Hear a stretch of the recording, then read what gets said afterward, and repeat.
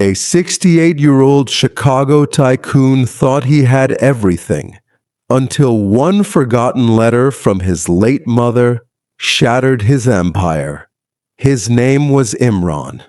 In boardrooms, people called him sharp, decisive, ruthless. What they never saw was the silence of his marble mansion, the absence of laughter, the emptiness no wealth could fill. The letter trembled in his hands. In graceful Urdu, his mother's voice returned from the grave. Beta, don't forget Allah. Wealth without barakah is a test, not a blessing. The only wealth that follows us to the grave is what we give away for His sake. The Quran thundered in his memory. The rivalry for piling up worldly gains diverts you until you reach the graves. On the street, he envied poor vendors who gave freely from nothing. Their faces glowed with contentment, while he with billions felt bankrupt. Vendors sold fruit on sidewalks. Workers laughed on curbs. Their faces glowed with contentment.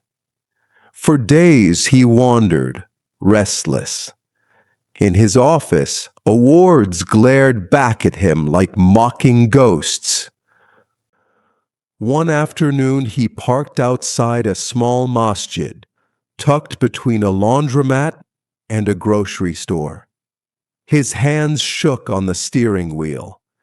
His hands gripped the wheel. Ya Allah, let me in. Inside, as he bowed with strangers, the Imam recited, "Whoever does an atom's weight of good will see it." In sujood, something inside him broke. Decades of pride dissolved into tears. He whispered, Ya Allah, forgive me. Don't let me leave this world empty-handed. That night, he opened a new ledger, the real account. On the first page he wrote, "Today, I return to Allah." It was not money, but it was a beginning. From then on, he gave quietly. Groceries left at a stranger's door. Rent paid for a new Muslim. Textbooks for a young student. His heart trembled when he saw a child smile, holding food his secret gift had bought.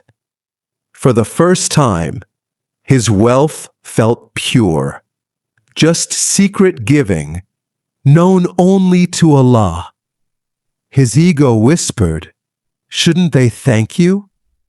But the Quran reminded him, those who give without reminders or injury, their reward is with their Lord. So he stayed silent, burying his pride. But he knew money was only half the ledger. The heavier side was broken relationships. He picked up the phone. He turned to his past. He called his brother. "Khalid, I wronged you. Forgive me. I forgive you." Decades of bitterness dissolved in one call. Not all wounds healed. Some old employees told him, "Money doesn't erase the stress you caused."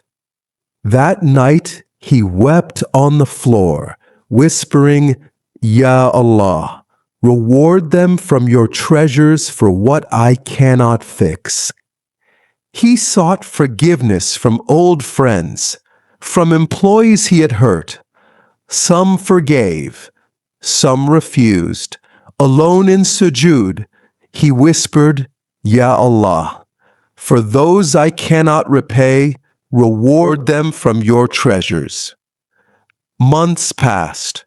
The tycoon became simply Brother Imran. Suits gathered dust in the closet, while he prayed shoulder to shoulder with laborers. He ate simple meals at the masjid. Young reverts asked if it was too late to change.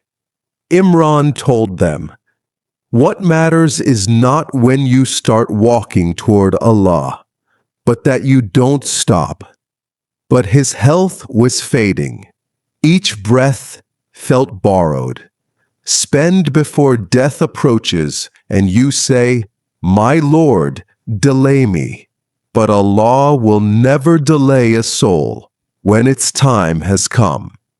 So he made his last decision. He gave everything away, quietly, secretly, his final transaction.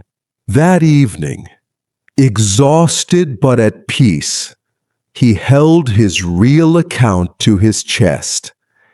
Its pages were filled, not with contracts or skyscrapers, but with smiles, reconciliations, and tears shed in sujood.